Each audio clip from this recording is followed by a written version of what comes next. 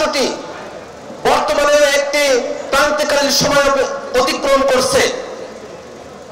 ফ্যাসিবাদী গণহত্যাকারী আওয়ামী লীগের বিপক্ষে এদেশের জনগণের স্বতঃস্ফূর্ত অংশগ্রহণের মধ্য দিয়ে যে আন্দোলন পরিচালিত হয়েছে, তারপরে অন্তর্বর্তীকালীন সরকার যে সিদ্ধান্ত গ্রহণ করেছে, সেই সিদ্ধান্তকে বাংলাদেশে বসবাসরত একটি অংশ এবং বিদেশের একটি কুশীলব তারা গ্রহণ করতে পারছে না।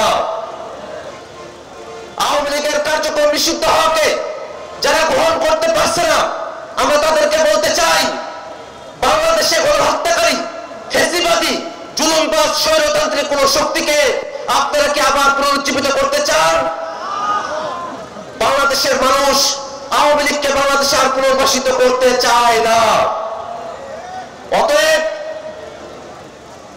জাতীয় নাগরিক পার্টি এবং জাতীয় যুবশক্তি সহ বাংলাদেশের ফ্যাসিবাদ বিরোধী প্রত্যেকটা পক্ষকে আমরা আহ্বান জানাতে চাই, ফ্যাসিবাদের বিরুদ্ধে, জুলুমবাজের বিরুদ্ধে, স্বৈরতন্ত্রের বিরুদ্ধে মতাদর্শিক ভিন্নতা থাকা সত্ত্বেও সকল ফ্যাসিবাদ বিরোধী শক্তিকে ঐক্যবদ্ধভাবে লড়াই জারি রাখতে হবে।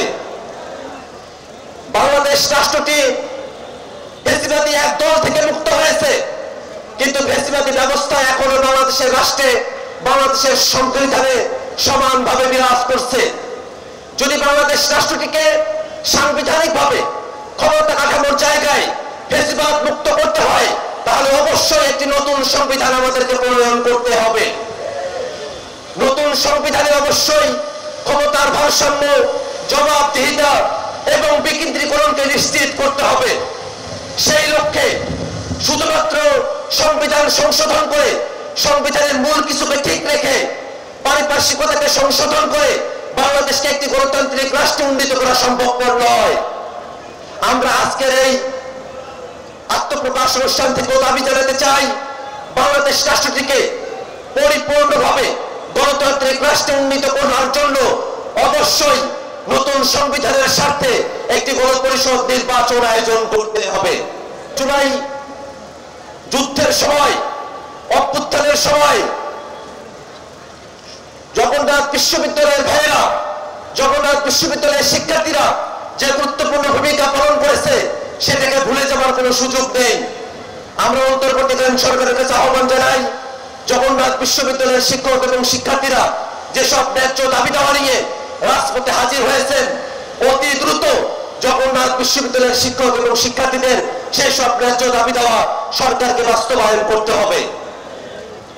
আমরা একই সাথে সরকারের কাছে আহ্বান রাখতে চাই, বাংলাদেশ রাষ্ট্রের স্বাধীনতা, সার্বভৌমত্ব, বাংলাদেশ রাষ্ট্রের জাতীয় নিরাপত্তা সংশ্লিষ্ট প্রত্যেকটা বিষয়ে সিদ্ধান্ত গ্রহণ করবার ক্ষেত্রে রাজনৈতিক দলগুলোর সঙ্গে পরামর্শ করে তবে সিদ্ধান্ত গ্রহণ করতে হবে। মানবিক করিডোরের প্রয়োজন আছে কিনা, সেই করিডোরের নিয়ন্ত্রণ কাদের কাছে থাকবে, সেই করিডোরকে কি পারাপার হবে, প্রত্যেকটা বিষয়ে রাজনৈতিক দলগুলোর সঙ্গে আলাপ আলোচনা করে তারপরে সিদ্ধান্ত গ্রহণ করতে হবে।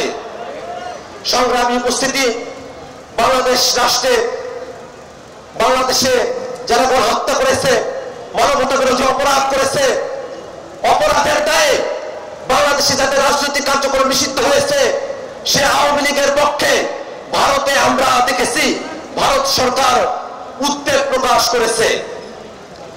আমরা ভারত সরকার বাংলাদেশে দীর্ঘ সময় ধরে এদেশের মানুষের সঙ্গে তারা তাদের রাজনীতি, তাদের সম্পর্ককে পর্যবেসিত করে নাই, বরং বাংলাদেশে ভারতের সম্পর্ক ছিল এদেশের জনগণ বিচ্ছিন্ন ওই আওয়ামী লীগের সাথে। আমরা ভারত সরকারের কাছে আহ্বান রাখবো, বাংলাদেশের বাকশালী ফ্যাসিবাদী স্বৈরতান্ত্রিক গণহত্যাকারী মানবতা বিরোধী অপরাধী আওয়ামী লীগের সঙ্গে আপনাদের যে সম্পর্ক, সেই সম্পর্ক ছিন্ন করে এদেশের মানুষের সঙ্গে সম্পর্ক তৈরি করতে হবে। বাংলাদেশের ব্যাপারে, বাংলাদেশের রাজনীতির বিষয়ে সিদ্ধান্ত গ্রহণ করবে বাংলাদেশের জনগণ। কোন বিদেশি প্রভু